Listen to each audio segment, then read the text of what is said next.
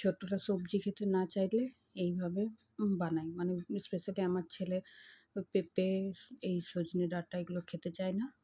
তাই মাছ দিয়ে, আলু দিয়ে, একটু পেঁয়াজ, রসুন, আদা সব কিছু দিয়ে এই যে পাতলা করে ঝোলটা বানিয়ে দিচ্ছি।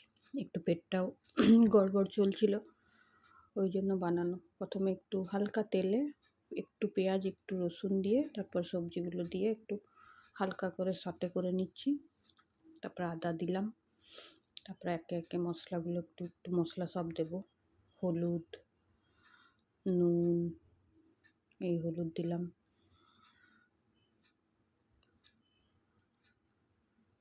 নুন দিলাম। এটা খেলে কি, এটা যদি পেঁপেগুলো নাও খায়, পেঁপের রসটা বা ওই সজনে ডাঁটার রসটা পেটে যাবে ঝোলের সাথে। কম মশলা দেওয়া, ক্ষতিও করবে না, হেলদি হবে জিনিসটা। এই জিরে গুঁড়ো দিলাম, অনেকে একটু ধনেও দিতে পারো। তারপরে একটু গরম জল দিলাম, আর লাস্টে একটু মানে ওই গোলমরিচ দিয়েছিলাম। গোলমরিচে একটু একটু ঝাল ঝাল ভালো লাগবে। নিয়ে মাছগুলো দিয়ে ফুটিয়ে দিলাম। আমিও খেয়েছিলাম, আমি আর ছেলে এটাই খেয়েছি আজকে। খুব ভালোও লাগছিলো, টেস্টিও ছিল এবং হেলদিও ছিল।